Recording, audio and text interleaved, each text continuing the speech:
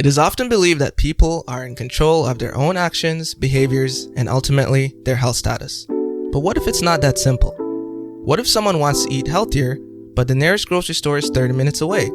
They don't have a car, their area does not have reliable public transit, and if buying fast food is cheaper than feeding their family with nutritious and healthy food. The Ottawa Charter defines health promotion as a process of enabling people to increase control over and to improve their health. Unlike medical models for individual health, population health models allow for an examination of the broader context that influence health outcomes. In this episode, we'll be taking a look at the socio-ecological model. This is the Public Health Insight Podcast. My name is Gordon, your host for this episode, and I'm here with co-hosts LaShawn, Linda, Sully, and Will. Before we move on, it is important to note that the views expressed in this podcast are our own and do not represent any of the organizations we work for or are affiliated with. So the socio-ecological model is a theory-based framework derived from the ecological systems theory initially developed by Urie Bronfenbrenner in the 1970s. And this was an attempt to understand human development and the fields of psychology and sociology.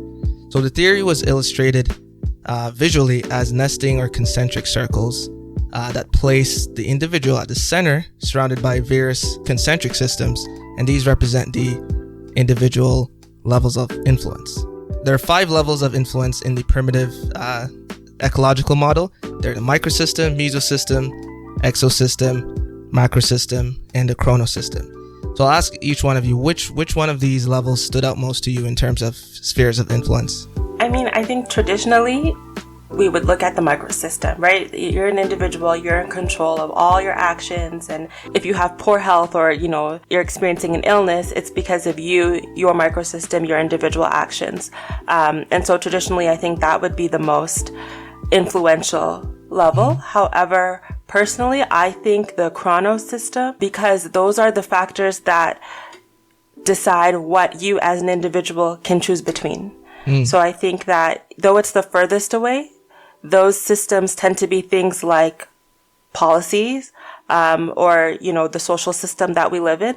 And that has a very strong influence, but often ignored. Something that I really found interesting as well is the mesosystem, because these are factors that are outside of the individual's immediate circle of influence, but that also have a very closely related connection to the individual. And I think that's something that's often overlooked. Yeah, so on that note, there have since been many derivatives and refinements to this model, and we'll focus precisely on the ones tailored for application in the public health context, for issues like violence prevention, geriatric health, child and maternal health, colorectal cancer prevention, and many more types of levels of prevention for different diseases that affect our population. So what is the rationale behind the socio-ecological model, and how has it been adopted to understand health behaviors in terms of health promotion? Yeah, that's a very interesting question, and Will kind of alluded to it earlier. The socio-ecological model really is a framework that looks at the interaction between the individual and its environment, whether it's the community or whether it's physical, social, and political factors or components.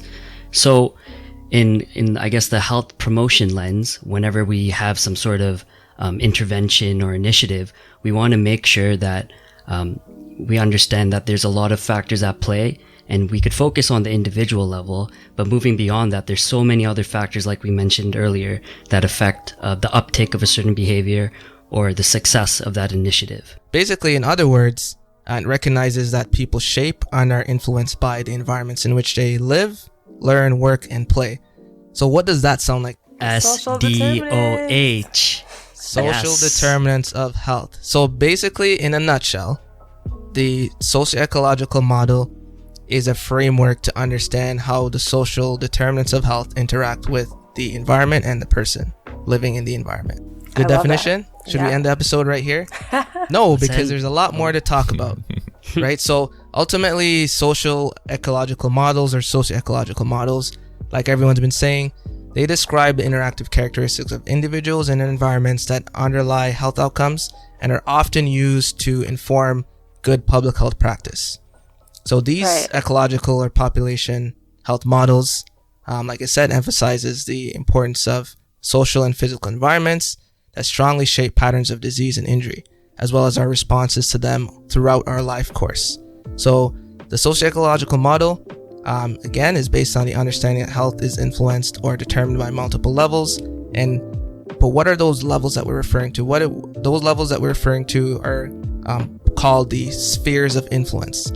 So those spheres of influence, some models have 4 spheres of influence, and other models have 5, like the one refined by and formalized by McLeroy in 1988. Those 5 levels are individual, interpersonal, institutional, community, and policy. And we're going to go through them one by one and dissect what they really mean, and maybe loosely what some strategies are used in public health to target those levels.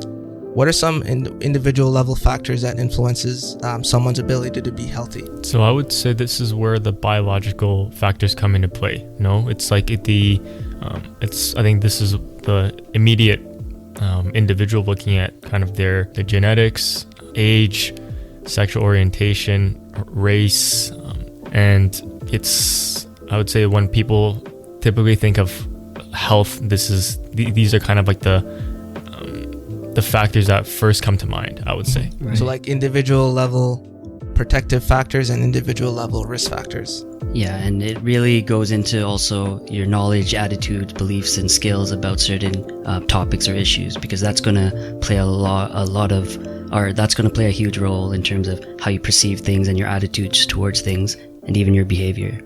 Yeah, and you touched on genetics. Epigenetics is something that we're understanding more and more these days, and quite simply, basically just refers to alterations or changes in someone's gene expression without actual modifications to their DNA sequence. And this is often in response to environmental factors like chronic stress. So even at the individual level, people are being shaped by the environment, and this does impact their gene expression, and it can impact their interaction with the environment over their life course. So that's just one important point as well. Can you give an example of epigenetics, or like something that, just to kind of clarify that definition? Right. So epigenetics, just to expand on it a little bit, one example could be research has shown that people living in, for example, war-torn regions experience chronic stress, and this in turn almost influences their physiology. So the way they respond to chronic stress, their certain kind of psychological diseases like PTSD, and this impacts them throughout their whole life course. So we can see, and another interesting point about epigenetics is we're seeing that there's evidence that it could be passed from generation to generation. So even the children or offspring of these people that were directly influenced by these environments are maintaining those same changes in the alterations in the DNA that doesn't affect the DNA sequence itself. And then those people or children are then interacting with a different environment almost in the same way that their parents did. So their stress response seems to be altered in a long-term way, even though they themselves weren't the ones that experienced the initial trauma. And I would say another example would be like that's more relatable would be obesity. So the way it affects us is, say, if we're talking about like mothers who are pregnant, say they eat like food that's not the best in nutritional value, and so what happens is that the body thinks that, oh, I'm living in an environment that is nutrient scarce. There's not much food, and I need to counteract that by like modifying gene expressions here and there to first get the mom's body to adapt to the environment, and second, to prepare the baby to the environment to come. Right. And what happens is that now the baby comes out to the world, and their body is already adapted to like a famine situation. Right. So basically what you're saying is the biology allows us to kind of adapt to our environments, and in situations where survival is not likely or your body has to prioritize surviving, this can also be passed down to the child who may not be in that same survival situation, but their behavior and actions are tailored to being in survival mode. which doesn't necessarily fit within the current climate that they're in, and those types of behaviors might not be beneficial in an environment where it's quote unquote safer, where there's more food and there's less violence and such. And for all you people in biochemistry, it's based on methylation and acetylation patterns. But the sequence of the DNA doesn't change. It's just added to the surface. Correct. So what are lost. what are some strategies then, given all these examples we provided for individual level risk factors, protective factors, in terms of the sphere of influence of the socio-ecological model? What are some strategies that can be used to address those from that level? I think this is what we most commonly see. It's, those campaigns to address knowledge, attitudes, beliefs. For example, with healthy eating, we're taught, half of your plate should be fruits and vegetables, and then, a quarter is grains and a quarter is something else. And if I am wrong, I apologize to all my nutrition friends. But I think it's often these are probably the easiest interventions to employ as well, but often it's the ones that are targeted to teaching health behavior so that then the individual would choose differently. Exactly, and something that goes hand in hand with that is an individual self-efficacy. So it's basically a person's ability or their belief in their ability to succeed in a certain situation. So if you are able to empower that aspect and make an individual feel comfortable and confident with doing a particular task, that goes a long way. Although, fully agreeing with what Linda said, that this is the easiest or most accessible level of intervention to target, that also comes with some challenges, because depending on the population and the individuals who are in, who these interventions are targeted towards, they need to be catered, right? So I think with that comes a lot of variance and a lot of variety, and with variety, it's a lot of times requires a capacity or resources or time and all that stuff. Yeah, and that transitions us perfectly into the next sphere of influence, because as you mentioned, one sphere by itself, interventions within one sphere by itself might not be sufficient enough to create behavior change because of other barriers in the overall environment. So when we look at something like interpersonal or relationship as a sphere of influence, what are some examples of that? So this is, our formal and informal networks. These are our families, our friends, coworkers, the people nearest us, who also influence health and health behavior. Mm-hmm. I would say for this, at this level is like our first line of defense in terms of health problems and how to counter them, how to address them.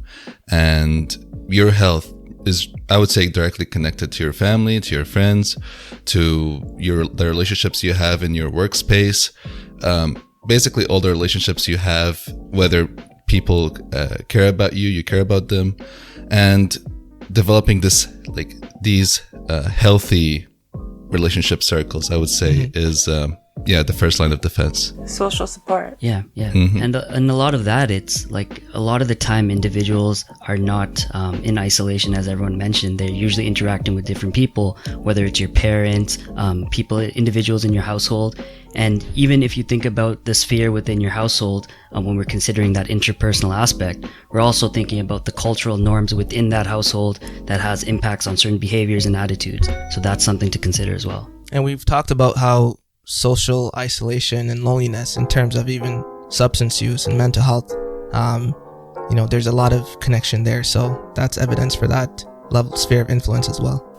Yeah, just a fun anecdote. I remember when we were doing our MPH, I think one of the epiphany moments that I had during the program was when I realized that, social support system had such a big role to play in ensuring optimal health and well-being. And it was previously I'd never realized that the friends or the people that I was in constant connection with directly impacted my health. And it wasn't until I realized, without these people, it's oftentimes that your social support system gives you the ability to access other aspects or other kind of determinants of good health. And I think that relates with this model very well, right? How your relationships kind of impact the individual, but also connect it with higher levels or higher spheres. Absolutely. You're welcome, Will. Thank you for all the rides, my friends. Yeah, so that also, building on what we've been talking about, at the institutional or organizational level, that has the potential to influence our interpersonal and relationships, right? So what are some examples of the organizational sphere of influence or the institutional sphere of influence? Around us, there's so many different organizations and institutions, and they all have their different sort of policies and work culture that they have going for them. And if you're an individual working at an institution, these things are affecting you, whether it's church, whether it's education, whether it's the hospital system. These are all different institutions that have their own, political climate, environmental climate, and culture that can make or break different aspects of your health. At the individual level, we mentioned that race is a characteristic of a person that can be connected to health in some way. But it's not race itself that determines someone for having good or bad health, right? So it's the way the institution interacts with the person. And if we talk about institution and race, you get institutional racism. So in our systems like healthcare, schools, there is racism. And this racism influences certain races' ability to be healthy and safe in those systems. So that's another way that the institutional level of sphere of influence influences health. And I would say now we're getting to a level where now this model allows for such complexity in the way we think about factors affecting our health. For example, institutional at the institutional and organizational level, it depends on the interpersonal relationships, and the quality of the interpersonal and relationship level is determined by the institutional organizational level that these relationships exist within. Exactly what you're saying. And I think we made it to the third almost sphere of influence in this model, and we're starting to see all these connections on how the individual, the interpersonal, and the institutional levels are so interconnected. And I think that's a reoccurring pattern within this framework. It's the ability to show that in these 5 different spheres, everything is interconnected, everything's affecting one another, and that's the importance of this model. It shows the complexities behind considering different aspects rather than the individual level. Yes, it's like a visual representation of the social determinants of health, a visual representation of the relationships between systems and how they impact individuals and impact health. So I think this model has a lot of strengths for that visual aspect. Mm-hmm. I also find that the third level, it's kind of like the midway point. It's almost where you get a mix of both individual kind of components, but also it's where the policy, small p policy, starts to kind of creep in, right? It's when you're starting to have these more organized systems and more organized institutions, you have your rules and your regulations within each of these institutions. And these rules, we've all previously mentioned, oftentimes it can promote health, it can enable better health outcomes and well-being, but it can also add to exacerbating the detrimental effects as seen with systemic racism. We're hitting the nail right on the head. So what we're really saying here is even though we're building on the model from in to out, so going from the center, which is the individual, all the way to the outside, which is society or policy, there is bi-directional influences happening at the same time. So it's not that it's only moving outwards, it moves from out to in as well in the way that influence works. So when we're going from institutional outwards, we touch on the community level sphere of influence. So what are some examples of in that level of influence? Yeah, when we're talking about the community level, I just think of it like this, right? We've talked about the individual level, we talked about individuals, the interpersonal level as well, the people you interact with at work, at your home. We're talking about the institutions which make up a part of our community. Now, when we bring that all together and we think about the different synergies that come about that, you create your community norms, your environment, the different factors such as housing, your neighborhoods, and the different transportation systems. And when you think about this on a broader level, you can kind of break down how, for example, the transportation system can affect your ability to access certain healthcare systems. So that's just one quick example of how we would look at this community level sphere. Yeah, I think it's a great starting point, foundation for this this sphere. And just a definition that I have here is that it's defined as the environment within defined boundaries for an individual to live in and have access to certain resources, right? So like LaShawn mentioned, your community and the way community is set up and organized and planned directly impacts and facilitates your access to things like housing, things like healthcare, food, income, education. All these social determinants of health, or even just aspects that come together to make and to influence an individual or population's overall, well-rounded health and well-being. Absolutely. And that brings us nicely to the outermost sphere of influence in the socio-ecological model. It's often referred to public policy, just policy, or even society in general.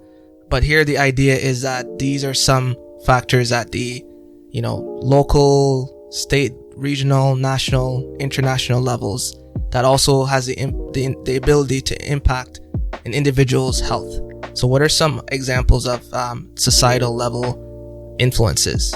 So these are like the laws and the policies. So for example, this is super broad, but maybe things like benefits. Let's say if you're a lower income, the amount of funding, for example, that a government would allocate towards social support, that greatly impacts a person's, the community that they would live in. It impacts the kinds of institutions they have access to. It impacts the types of interpersonal relationships that they may have, which then impacts the individual choices.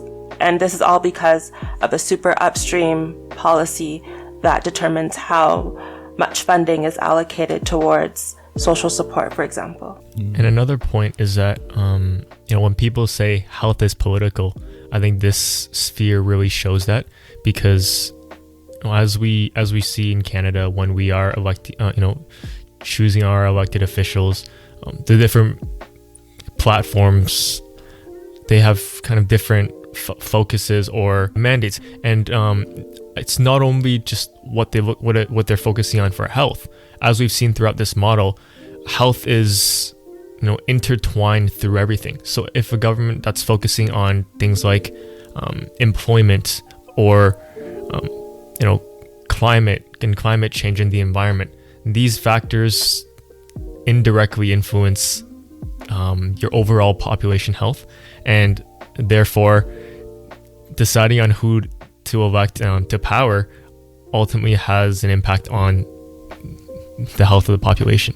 Yeah, and there's a trickle-down effect, right? When, these policies are enacted at these high levels, they make their way down to different institutions and interpersonal relationships and at the individual level. So it's almost this trickling down effect from this high level of policy.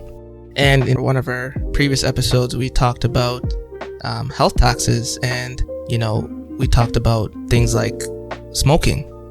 So smoke-free legislation is no different in that it's a legislation that simultaneously affects the population and the rules and regulations about where it's allowed that you can smoke. So this influences the population levels in terms of their ability to be healthy, and individual level behavior as well. And that's why in public health you always hear the term health in all policies, because policy is the if executed correctly, has the ability to have the longest and most impactful change in terms of public health and health outcomes. I want to raise a question.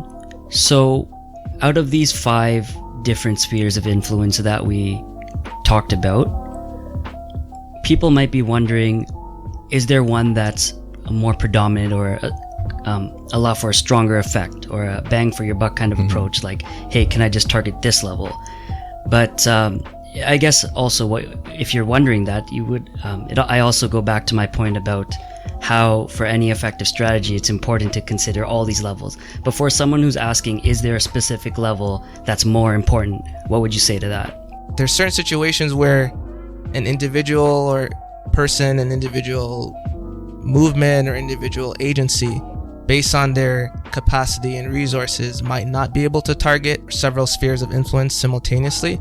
However, that's why in public health we also value collaboration with other agencies that have the wherewithal and knowledge to address other levels of sphere of influences, so that collectively there can be a bigger impact. Great political answer. You've just heard from LaShawn, Linda, Sully, Will, and myself about the origins of the socio-ecological model, the 5 spheres of influence, which are the individual, interpersonal, institutional, community, and society, and their role in population health. Join us in the next episode to hear a conversation about the applications of the socio-ecological model to public health practice. My name is Gordon, your host for this episode, signing off. Thank you for listening to the Public Health Insight Podcast, your go-to space for informative conversations, inspiring community action. If you enjoy our content and would like to stay up to date, follow us on Instagram, Facebook, Twitter, and LinkedIn. To learn more about our community initiatives and how you can support us, visit our website at thepublichealthinsight.com. Join the PHI community, and let's make public health viral.